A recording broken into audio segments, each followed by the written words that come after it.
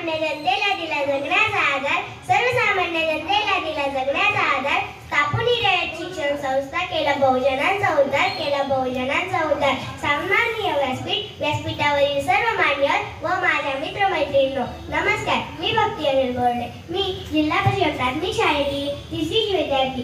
आज मी कर्नल भाऊराव पाटील यांच्याविषयी जे काही 2 शब्द सांगणार आहे ते तुम्ही शांत चित्तेने ऐकावे ही माझी नम्र विनंती। कर्नल भाऊराव पाटील यांचा जन्म 22 सप्टेंबर 1887 रोजी कुंभोज या गावी झाला। त्यांच्या आईचे नाव गंगाबाई व त्यांच्या वडिलांचे नाव पायवंदा पाटील असे होते।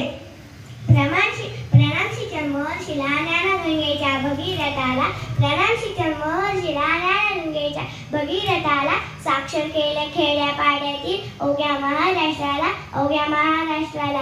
सर्वसामान्य जनतेपर्यंत शिक्षण प्रसार करण्यासाठी त्यांनी रयत शिक्षण संस्था स्थापली।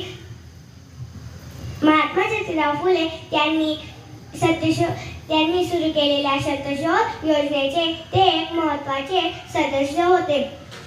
त्यांनी